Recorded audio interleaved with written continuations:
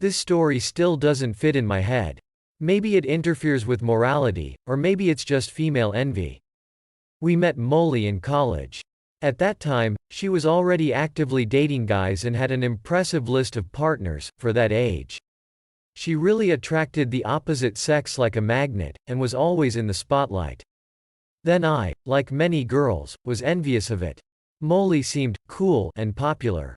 She easily made new acquaintances, was at every party and led an active life as a college queen. But the whole illusion was destroyed when my friends and I got to one of the parties. Then we realized what her popularity is based on. Her availability was alluring for guys. The opportunity to sleep together and satisfy their needs was the only thing that attracted Molly. She was like a fail-safe option that would always be there at the right moment. I don't know if Molly understood at that moment that she was being used or not, but she was definitely flattered by such active attention. She wasn't shy about her adventures. I told both guys and girls about it. I laughed at various incidents at the time of sex, some still make the hair stand on end. Rumors about her spread quickly. The number of guys was already beyond reasonable. It seemed like she was having sex around the clock. She did blowjobs at recess. Had sex in the college bathroom after class. And it's scary to think about how many guys didn't miss the opportunity to sleep with her at a party in one evening. Someone has already started to shoot a video with her participation. Someone was limited to photos. Of course, all this led to the fact that at some point the guys stopped being nice to her. They did not hesitate to ask for services, and invited them to the company, just to laugh. One of the videos was particularly memorable. On one of the walks, Molly decided to show her capabilities and shoved a bottle of champagne inside herself, which fit almost half. The video was viral, and it flew like lightning. At that time, it seemed to us that she would never wash off such a reputation. The guys didn't take her seriously. Even those who were not personally acquainted with her quickly learned the details of her life and ran away. It seemed to us that the only way out for the moth was to move to another city. But she made us all. A year after graduating from college, Molly met a guy named Dean. He had just moved and was settling in a new place. Of course, when he was seen in the company of moths, it was clear that it was a matter of time. He will find out the truth and run away from it, just like the others. But we were wrong. Dean fell in love with Molly so much that everything before him just didn't matter. He fought for her honor in clubs, when other guys let loose greasy phrases in her address. He stood up for everyone who tried to open his eyes to her true nature. He continued to carry her in his arms and love her with all his heart. Molly and Dean have experienced severe harassment from society.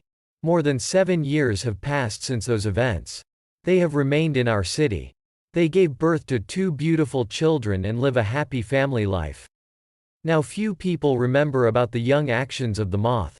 Only occasionally, in conversations with friends, you can hear something from her past. Despite her immoral behavior, Molly found family happiness, unlike many of her friends who behaved decently in college. So maybe reputation and morality are not so important in our time, and the last slutty girl deserves happiness more than the rest? Number of partners in women is important for men. But my experience says the opposite. Sometimes men reject saints and rush into the abyss, which has already been visited by several hundred. This story happened to my friend. At the age of 30, he was a bachelor. Building a career. Was successful. He had a nice house, 2 cars and a decent bank account. As a rule, such men have no end of women. Many people want to break off a tidbit of the pie, and successfully get settled at the expense of a partner. But my friend was one of those who was not interested.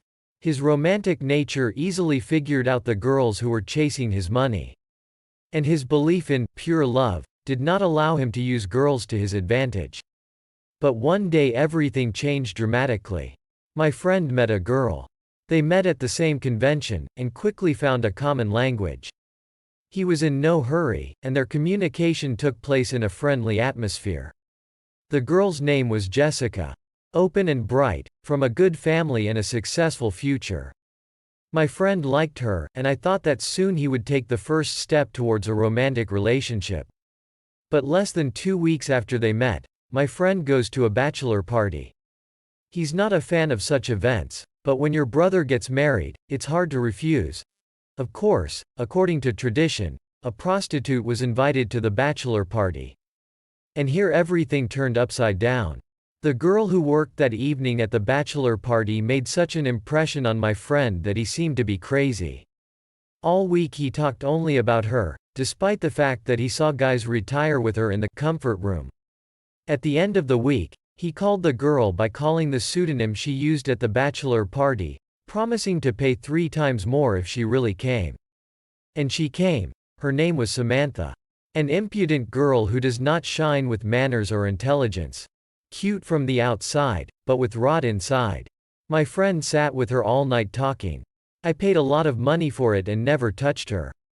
Samantha was not at a loss and decided to continue communication during non-working hours.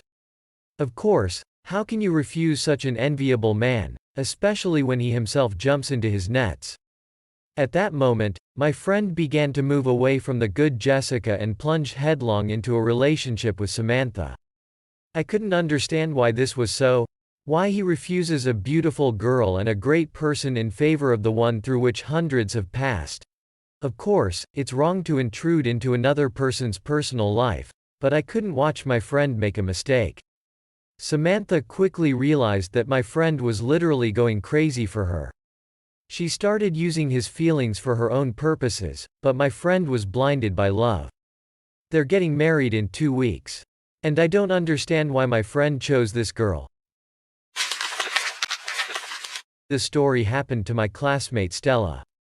Already in her youth, she was one of those who could always stand up for herself and achieve what she wanted by any means. She applied this quality perfectly both in her career and in relationships. At 21, she fell in love with a guy. His name was Sam. Of course, what she felt could not be called true love. Sam was a terrible womanizer. It never belonged to any of the girls. He cheated and changed partners with enviable regularity. That's what attracted Stella. She wanted Sam to be hers, and that became a goal that had to be achieved. After a year of relationships, she didn't get what she wanted. They often quarreled. Sam periodically cheated, and Stella was considering a plan to capture Sam. But everything went downhill one day when Sam decided to go on a contract for a year. Of course, Stella planned to wait for him. Such an act was supposed to show the seriousness of her intentions and endear the guy. But after a month of waiting, she decided to give up this idea and let the situation go. Stella realized that it was not worth spending the best years of her life on expectations and moved on to action. But the actions were directed towards other guys. The girl went into a complete breakaway. I met guys. I had sex and in most cases ran away from them without leaving a phone number, despite their requests and persuasions. It was not easy for the guys to get the location of the steal. Few people had the honor to enter the list of permanent lovers. By the way, she didn't sleep with everyone either. She kept someone around her for entertainment, help or support. It seemed that life was beautiful. But then, on the horizon, Sam had an affair, which Stella learned from her friends. She knew this girl. Modest, quiet, like an angel in the flesh. She didn't see her as a rival, and Sam was a thing of the past. But everything was changed by the phrase of a friend. She's such a nice, sweet girl. She doesn't look like you at all. Sam will defy nightly choose her. Stella took it as a challenge, and made a bet that Sam would stay with her. It was easy to start a conversation with Sam. They always kept in touch. Sam knew about Stella's adventures, but he kept friendly communication, I don't know why. A month before his return, Stella began actively preparing the ground for his arrival. I don't know how she did it, but Sam went to her first thing from the train. In the first month, their relationship was a little tense. Sam was worried about what Stella was doing in his absence, and she remained calm. Her position on his arrival was simple: we're just having a good time. And gradually, from a relationship without obligations, Sam was drawn into a serious romance. After half a year, he could no longer imagine life without Stella, and began to seek her full affection for him. 5 years have passed since those events. Sam and Stella got married a long time ago. This can be called an absolute victory in the bet that Stella made 5 years ago. Sam does not remember the time when Stella led a dissolute lifestyle. He accepted not only her past, but also the consequences he would have to live with. That year, Stella managed to have an abortion and now cannot have children. But it doesn't matter to Sam, because she is the love of his life. Put a like.